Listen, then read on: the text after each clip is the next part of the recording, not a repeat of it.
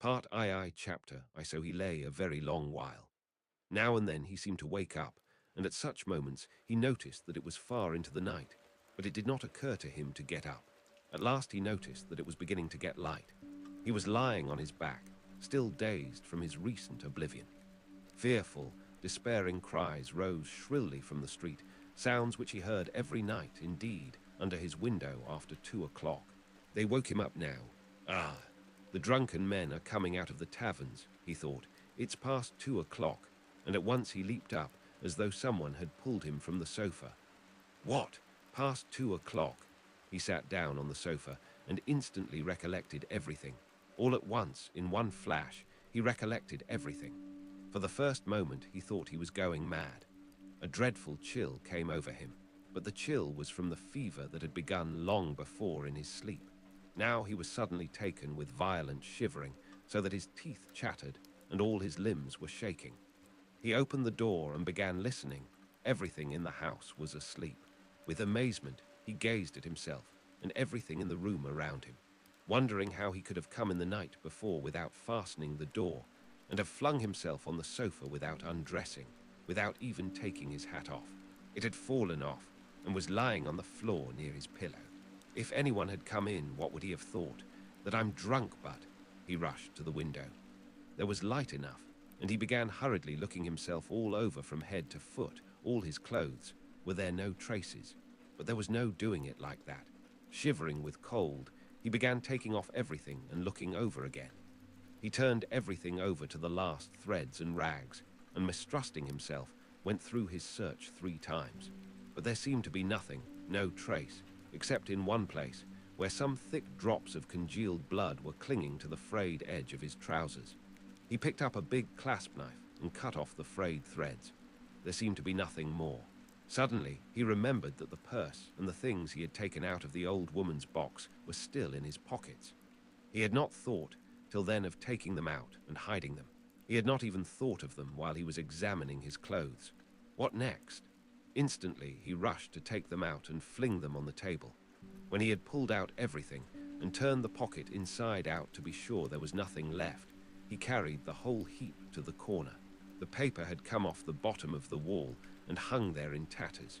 He began stuffing all the things into the hole under the paper. They're in.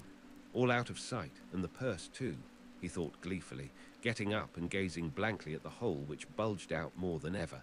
Suddenly he shuddered all over with horror. My God, he whispered in despair. What's the matter with me? Is that hidden? Is that the way to hide things? He had not reckoned on having trinkets to hide. He had only thought of money, and so had not prepared a hiding place. But now, what am I glad of, he thought, is that hiding things. My reason's deserting me, simply. He sat down on the sofa in exhaustion, and was at once shaken by another unbearable fit of shivering. Mechanically, he drew from a chair beside him his old student's winter coat, which was still warm though almost in rags, covered himself up with it, and once more sank into drowsiness and delirium. He lost consciousness. Not more than 5 minutes had passed when he jumped up a second time, and at once pounced in a frenzy on his clothes again. How could I go to sleep again with nothing done? Yes, I have not taken the loop off the armhole. I forgot a thing like that. Such a piece of evidence. He pulled off the noose, hurriedly cut it to pieces, and threw the bits among his linen under the pillow. Pieces of torn linen couldn't rouse suspicion, whatever happened. I think not, anyway, he repeated, standing in the middle of the room, and with painful concentration he fell to gazing about him again, at the floor and everywhere, trying to make sure he had not forgotten anything. The conviction that all his faculties, even memory, and the simplest power of reflection were failing him began to be an insufferable torture. Surely it isn't beginning already. Surely it isn't my punishment coming upon me. It is. The frayed rags he had cut off his trousers were actually lying on the floor in the middle of the room, where anyone coming in would see them. What is the matter with me? He cried again, like one distraught. Then a strange idea entered his head. That perhaps all his clothes were covered with blood, that perhaps there were a great many stains, but that he did not see them, did not notice them because his perceptions were failing, were going to pieces. His reason was clouded. Suddenly, he remembered that there had been blood on the purse too. Ah, then there must be blood on the pocket too, for I put the wet purse in my pocket. In a flash, he had turned the pocket inside out, and yes, there were traces, stains on the lining of the pocket. So my reason has not quite deserted me, so I still have some sense and memory, since I guessed it of myself, he thought triumphantly, with a deep sigh of relief. It's simply the weakness of fever, a moment's delirium. And he tore the hole lining out of the left pocket of his trousers. At that instant, the sunlight fell on his left boot. On the sock which poked out from the boot, he fancied there were traces. He flung off his boots. Traces indeed. The tip of the sock was soaked with blood. He must have unwarily stepped into that pool. But what am I to do with this now? Where am I to put the sock and rags and pocket? He gathered them all up in his hands and stood in the middle of the room. In the stove. But they would ransack the stove first of all. Burn them. But what can I burn them with? There are no matches even. No, better go out and throw it all away somewhere. Yes, better throw it away, he repeated, sitting down on the sofa again, and at once, this minute, without lingering. But his head sank on the pillow instead. Again, the unbearable icy shivering came over him. Again, he drew his coat over him. And for a long while, for some hours, he was haunted by the impulse to go off somewhere at once, this moment, and fling it all away, so that it may be out of sight and done with, at once. Several times he tried to rise from the sofa, but could not. He was thoroughly waked up at last by a violent knocking at his door. "Open, do. Are you dead or alive?" "He keeps sleeping here," shouted Nastasia, banging with her fist on the door. "For whole days together he's snoring here like a dog. A dog he is too. Open, I tell you, it's past 10. "Maybe he's not at home," said a man's voice. "Ha, that's the porter's voice. What does he want?" He jumped up and sat on the sofa. The beating of his heart was a positive pain. "Then who can have latched the door?" retorted Nastasia. "He's taken to bolting himself in, as if he were worth stealing. Open, you stupid, wake up. What do they want? Why, the porter, all's discovered. Resist or open. Come what may." He half rose, stooped forward and unlatched the door. His room was so small that he could undo the latch without leaving the bed. Yes, the porter and Nastasia were standing there. Nastasia stared at him in a strange way. He glanced with a defiant and desperate air at the porter, who without a word held out a grey, folded paper sealed with bottle wax. "A notice from the office," he announced, as he gave him the paper.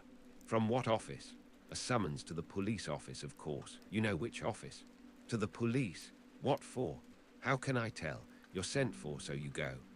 The man looked at him attentively, looked round the room and turned to go away.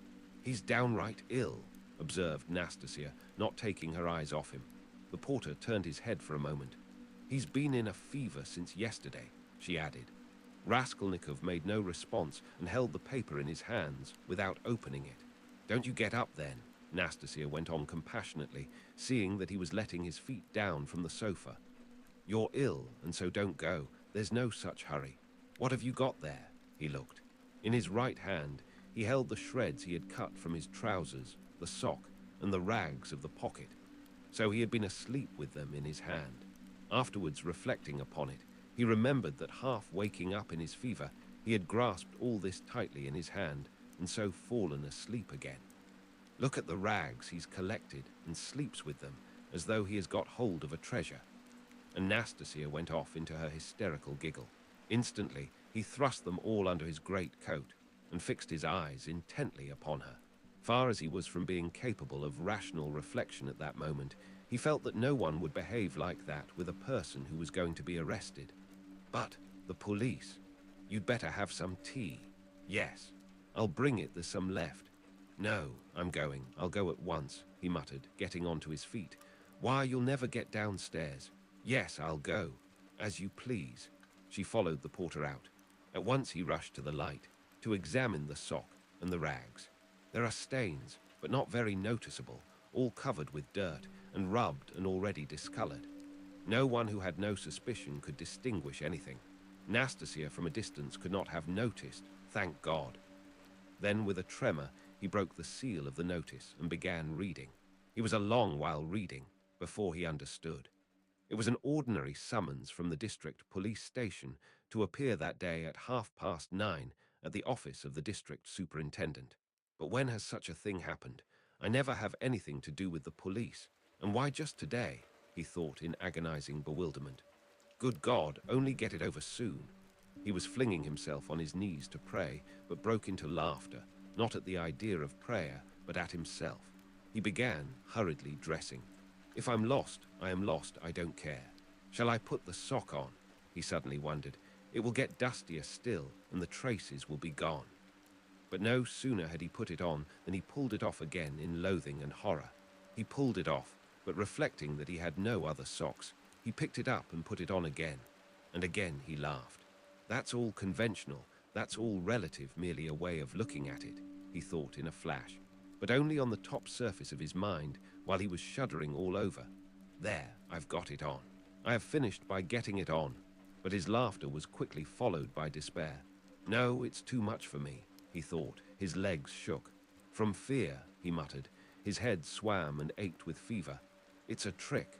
They want to decoy me there and confound me over everything, he mused as he went out onto the stairs. The worst of it is I'm almost light-headed. I may blurt out something stupid. On the stairs, he remembered that he was leaving all the things just as they were in the hole in the wall. And very likely, it's on purpose to search when I'm out, he thought, and stopped short. But he was possessed by such despair, such cynicism of misery, if one may so call it, that with a wave of his hand he went on. Only to get it over. In the street, the heat was insufferable again. Not a drop of rain had fallen all those days.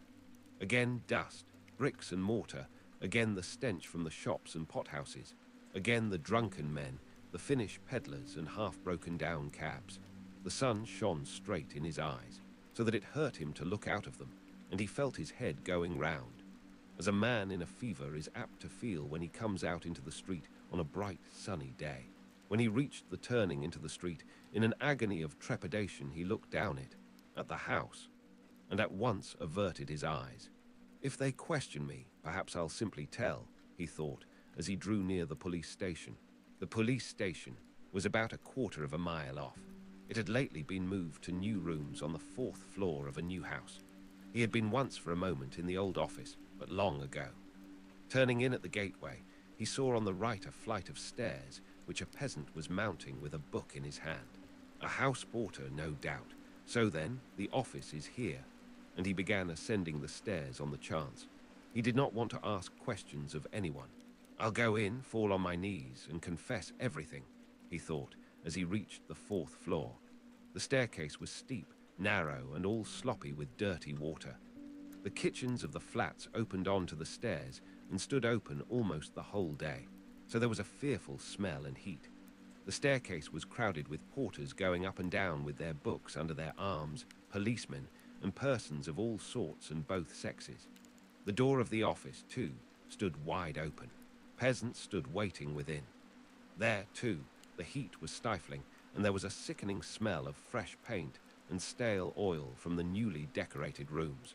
After waiting a little, he decided to move forward into the next room. All the rooms were small and low-pitched. A fearful impatience drew him on and on. No one paid attention to him. In the second room, some clerks sat writing, dressed hardly better than he was, and rather a queer-looking set. He went up to one of them. "What is it?" He showed the notice he had received. "You are a student?" the man asked, glancing at the notice.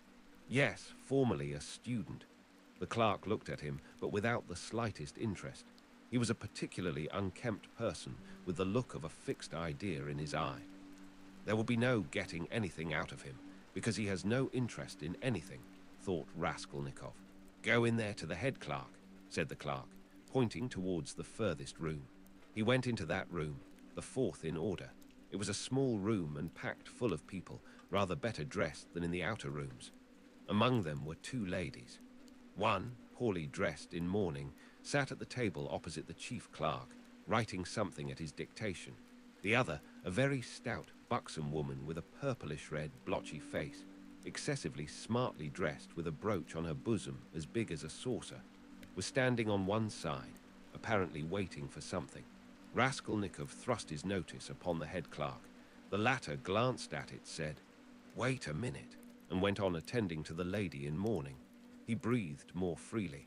It can't be that. By degrees he began to regain confidence. He kept urging himself to have courage and be calm.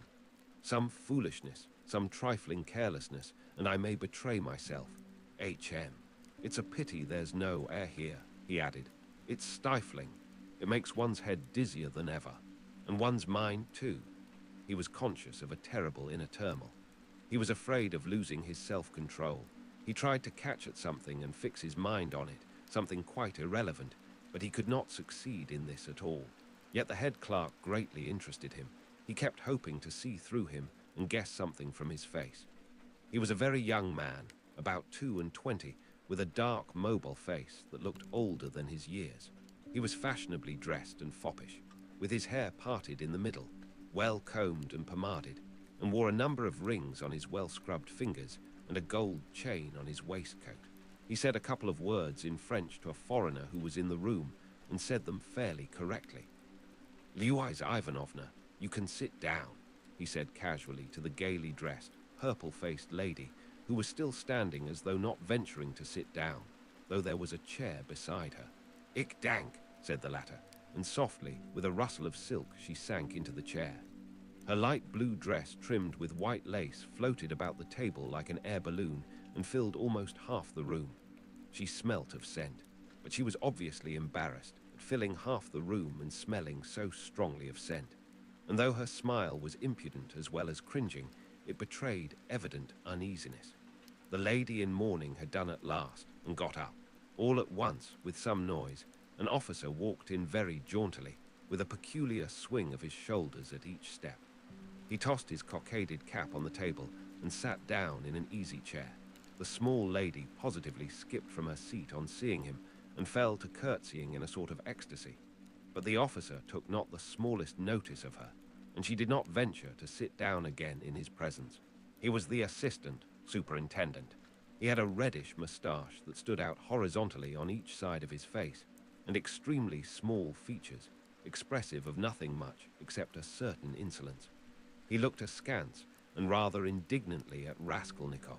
He was so very badly dressed, and in spite of his humiliating position, his bearing was by no means in keeping with his clothes. Raskolnikov had unwarily fixed a very long and direct look on him, so that he felt positively affronted. "What do you want?" he shouted, apparently astonished that such a ragged fellow was not annihilated by the majesty of his glance.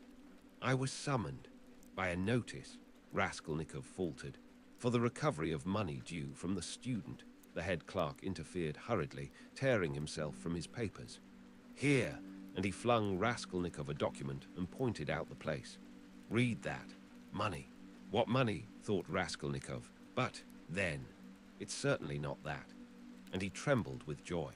He felt sudden, intense, indescribable relief. A load was lifted from his back. "And pray, what time were you directed to appear, sir?" shouted the assistant superintendent, seeming for some unknown reason more and more aggrieved. "You were told to come at 9, and now it's 12. The notice was only brought me a quarter of an hour ago," Raskolnikov answered loudly over his shoulder. To his own surprise, he too grew suddenly angry and found a certain pleasure in it. "And it's enough that I have come here ill with fever. Kindly refrain from shouting." "I'm not shouting. I'm speaking very quietly. It's you who are shouting at me. I'm a student and allow no one to shout at me." The assistant superintendent was so furious that for the first minute he could only splutter inarticulately. He leaped up from his seat. "Be silent. You are in a government office. Don't be impudent, sir." "You're in a government office, too," cried Raskolnikov, "and you're smoking a cigarette as well as shouting, so you are showing disrespect to all of us." He felt an indescribable satisfaction at having said this. The head clerk looked at him with a smile. The angry assistant superintendent was obviously disconcerted. "That's not your business," he shouted at last with unnatural loudness. "Kindly make the declaration demanded of you. Show him. Alexander Grigorievich, there is a complaint against you. You don't pay your debts. You're a fine bird." But Raskolnikov was not listening now. He had eagerly clutched at the paper in haste to find an explanation. He read it once and a second time and still did not understand. "What is this?" he asked the head clerk. "It is for the recovery of money on an IOU, a writ. You must either pay it, with all expenses, costs, and so on, or give a written declaration when you can pay it, and at the same time, an undertaking not to leave the capital without payment, and nor to sell or conceal your property. The creditor is at liberty to sell your property and proceed against you according to the law. But I am not in debt to anyone. That's not our business. Here, an IOU for 115 rubles, legally attested and due for payment, has been brought us for recovery, given by you to the widow of the assessor Zarnitsyn 9 months ago, and paid over by the widow Zarnitsyn to one Mr. Tchebarov. We therefore summon you hereupon. But she is my landlady. And what if she is your landlady?" The head clerk looked at him with a condescending smile of compassion, and at the same time with a certain triumph, as at a novice under fire for the first time, as though he would say, "Well, how do you feel now?" But what did he care now for an IOU, for a writ of recovery? Was that worth worrying about now? Was it worth attention even? He stood, he read, he listened, he answered. He even asked questions himself, but all mechanically.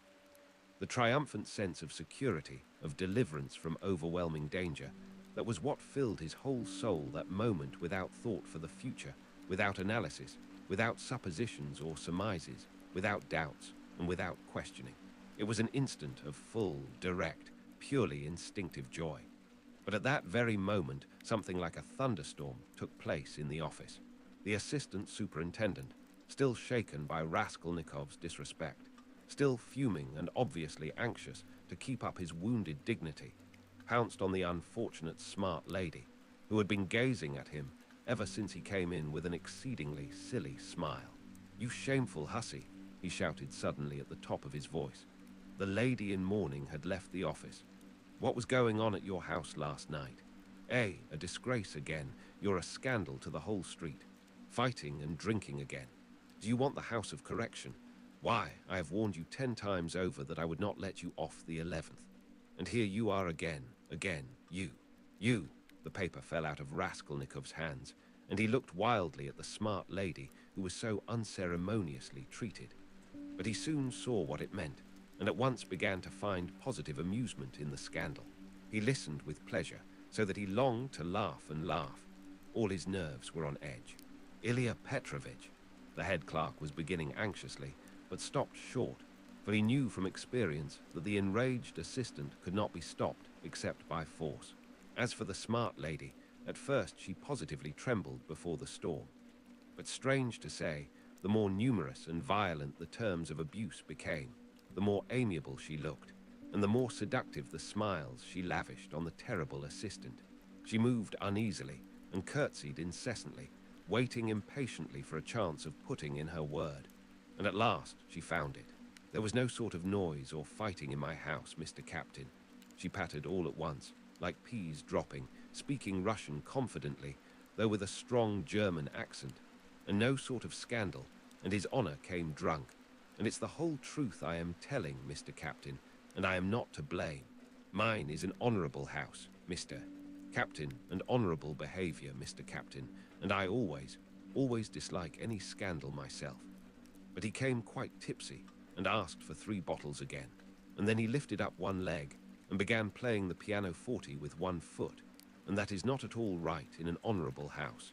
And he Gantz broke the piano, and it was very bad manners indeed, and I said so. And he took up a bottle and began hitting everyone with it. And then I called the porter, and Karl came, and he took Karl and hit him in the eye, and he hit Henriette in the eye too, and gave me 5 slaps on the cheek.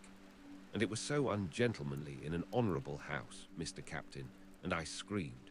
And he opened the window over the canal, and stood in the window, squealing like a little pig. It was a disgrace. The idea of squealing like a little pig at the window into the street. Fie upon him. And Karl pulled him away from the window by his coat. And it is true, Mr. Captain, he tore Seine Rock. And then he shouted that man must pay him 15 rubles damages. And I did pay him, Mr. Captain, 5 rubles for Seine Rock. And he is an ungentlemanly visitor and caused all the scandal. "I will show you up," he said, "for I can write to all the papers about you." Then he was an author. Yes, Mr. Captain, And what an ungentlemanly visitor in an honorable house. Now then, enough. I have told you already. Ilya Petrovich, the head clerk repeated significantly. The assistant glanced rapidly at him. The head clerk slightly shook his head. So I tell you this, most respectable Luise Ivanovna, and I tell it you for the last time, the assistant went on. If there is a scandal in your honorable house once again, I will put you yourself in the lockup, as it is called in polite society. Do you hear? So a literary man, an author, took 5 rubles for his coat tail in an honorable house. A nice set, these authors. And he cast a contemptuous glance at Raskolnikov. There was a scandal the other day in a restaurant too. An author had eaten his dinner and would not pay. I'll write a satire on you, says he. And there was another of them on a steamer last week, used the most disgraceful language to the respectable family of a civil councillor, his wife and daughter.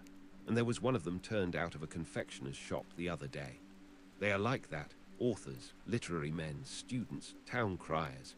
Foo, you get along. I shall look in upon you myself one day. Then you had better be careful. Do you hear? With hurried deference, Luise Ivanovna fell to curtsying in all directions, and so curtsied herself to the door. But at the door, she stumbled backwards against a good-looking officer with a fresh, open face and splendid, thick, fair whiskers. This was the superintendent of the district himself, Nikodim Fomitch.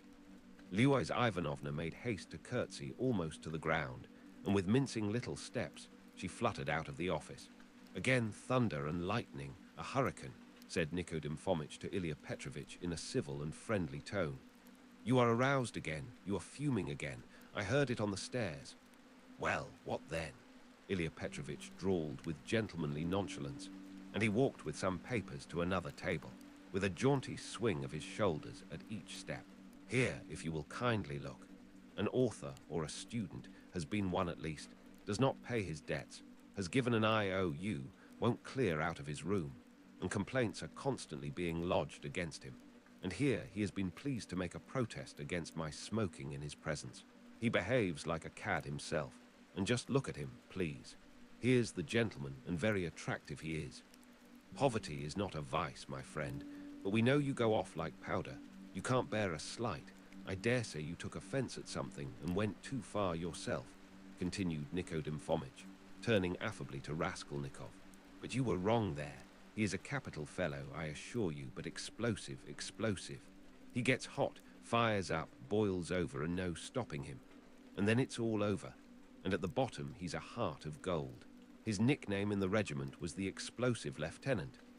And what a regiment it was, too, cried Ilya Petrovich, much gratified at this agreeable banter, though still sulky. Raskolnikov had a sudden desire to say something exceptionally pleasant to them all. Excuse me, Captain, he began easily, suddenly addressing Nikodim Fomitch. Will you enter into my position? I am ready to ask pardon if I have been ill-mannered. I am a poor student, sick and shattered. Shattered was the word he used by poverty. I am not studying because I cannot keep myself now, but I shall get money. I have a mother and sister in the province of X. They will send it to me, and I will pay. My landlady is a good-hearted woman, but she is so exasperated at my having lost my lessons and not paying her for the last 4 months that she does not even send up my dinner. And I don't understand this IOU at all. She is asking me to pay her on this IOU. How am I to pay her? Judge for yourselves. But that is not our business, you know, the head clerk was observing. Yes, I perfectly agree with you, but allow me to explain. Raskolnikov put in again, still addressing Nikodim Fomitch, but trying his best to address Ilya Petrovich also, though the latter persistently appeared to be rummaging among his papers and to be contemptuously oblivious of him. Allow me to explain that I have been living with her for nearly 3 years, and at first, for why should I not confess it, at the very beginning I promised to marry her daughter. It was a verbal promise, freely given. She was a girl. Indeed, I liked her, though I was not in love with her. A youthful affair, in fact. That is, I mean to say, that my landlady gave me credit freely in those days, and I led a life of. I was very heedless. Nobody asks you for these personal details, sir. We've no time to waste, Ilya Petrovich interposed roughly and with a note of triumph. But Raskolnikov stopped him hotly, though he suddenly found it exceedingly difficult to speak. "But excuse me, it is for me to explain how it all happened, in my turn, though I agree with you. It is unnecessary. But a year ago, the girl died of typhus. I remained lodging there as before, and when my landlady moved into her present quarters, she said to me, and in a friendly way, that she had complete trust in me, but still, would I not give her an IOU for 115 rubles, all the debt I owed her?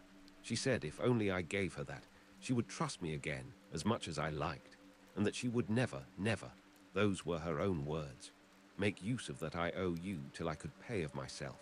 And now, when I have lost my lessons and have nothing to eat, she takes action against me. What am I to say to that? All these affecting details are no business of ours." Ilya Petrovitch interrupted rudely. "You must give a written undertaking, but as for your love affairs and all these tragic events, we have nothing to do with that." "Come now, you are harsh," muttered Nikodim Fomitch, sitting down at the table and also beginning to write. He looked a little ashamed. "Write," said the head clerk to Raskolnikov. "Write what?" the latter asked gruffly. "I will dictate to you." Raskolnikov fancied that the head clerk treated him more casually and contemptuously after his speech, but strange to say, he suddenly felt completely indifferent to anyone's opinion, and this revulsion took place in a flash, in one instant. If he had cared to think a little, he would have been amazed indeed that he could have talked to them like that a minute before, forcing his feelings upon them. And where had those feelings come from? Now, if the whole room had been filled, not with police officers, but with those nearest and dearest to him, he would not have found one human word for them, so empty was his heart. A gloomy sensation of agonizing, everlasting solitude and remoteness took conscious form in his soul.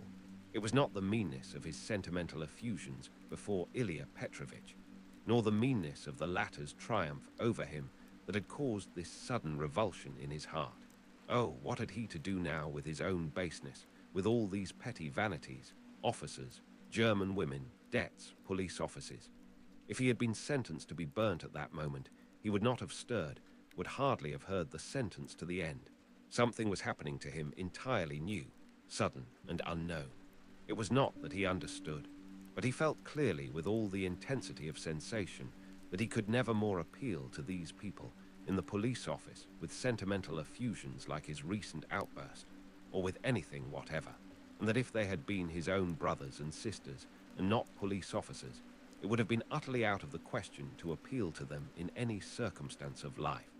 He had never experienced such a strange and awful sensation, and what was most agonizing, it was more a sensation than a conception or idea, a direct sensation, the most agonizing of all the sensations he had known in his life. The head clerk began dictating to him the usual form of declaration, that he could not pay, that he undertook to do so at a future date, that he would not leave the town, nor sell his property, and so on. "But you can't write. You can hardly hold the pen," observed the head clerk, looking with curiosity at Raskolnikov. "Are you ill?" "Yes, I am giddy." "Go on." "That's all. Sign it." The head clerk took the paper and turned to attend to others. Raskolnikov gave back the pen, but instead of getting up and going away, he put his elbows on the table and pressed his head in his hands. He felt as if a nail were being driven into his skull. A strange idea suddenly occurred to him, to get up at once, to go up to Nikodim Fomitch and tell him everything that had happened yesterday, and then to go with him to his lodgings and to show him the things in the hole in the corner. The impulse was so strong that he got up from his seat to carry it out. "Hadn't I better think a minute?" flashed through his mind. No, better cast off the burden without thinking. But all at once he stood still, rooted to the spot. Nikodim Fomitch was talking eagerly with Ilya Petrovitch, and the words reached him. "It's impossible. They'll both be released. To begin with, the whole story contradicts itself. Why should they have called the porter if it had been their doing? To inform against themselves, or as a blind? No, that would be too cunning. Besides, Pestriakov, the student, was seen at the gate by both the porters and a woman as he went in. He was walking with 3 friends, who left him only at the gate, and he asked the porters to direct him in the presence of the friends. Now, would he have asked his way if he had been going with such an object? As for Cock, he spent half an hour at the silversmith's below before he went up to the old woman, and he left him at exactly 7:15. Now just consider. But excuse me, how do you explain this contradiction? They state themselves that they knocked, and the door was locked. Yet 3 minutes later, when they went up with the porter, it turned out the door was unfastened. That's just it. The murderer must have been there and bolted himself in, and they'd have caught him for a certainty if Cock had not been an ass and gone to look for the porter too. He must have seized the interval to get downstairs and slip by them somehow. Cock keeps crossing himself and saying, if I had been there, he would have jumped out and killed me with his axe. He is going to have a Thanksgiving service. Ha ha. And no one saw the murderer. They might well not see him. The house is a regular Noah's Ark, said the head clerk, who was listening. It's clear, quite clear, Nikodem Fomitch repeated warmly. No, it is anything but clear, Ilya Petrovitch maintained. Raskolnikov picked up his hat and walked towards the door, but he did not reach it. When he recovered consciousness, he found himself sitting in a chair, supported by someone on the right side, while someone else was standing on the left, holding a yellowish glass filled with yellow water, and Nikodem Fomitch standing before him, looking intently at him. He got up from the chair. What's this? Are you ill? Nikodem Fomitch asked rather sharply. He could hardly hold his pen when he was signing, said the head clerk, settling back in his place and taking up his work again. Have you been ill long? Cried Ilya Petrovitch from his place, where he too was looking through papers. He had, of course, come to look at the sick man when he fainted, but retired at once when he recovered. Since yesterday, muttered Raskolnikov in reply. Did you go out yesterday? Yes. Though you were ill? Yes. At what time? About 7. And where did you go, may I ask? Along the street, short and clear. Raskolnikov, white as a handkerchief, had answered sharply, jerkily, without dropping his black, feverish eyes before Ilya Petrovitch's stare. He can scarcely stand upright. And you, Nikodem Fomitch was beginning.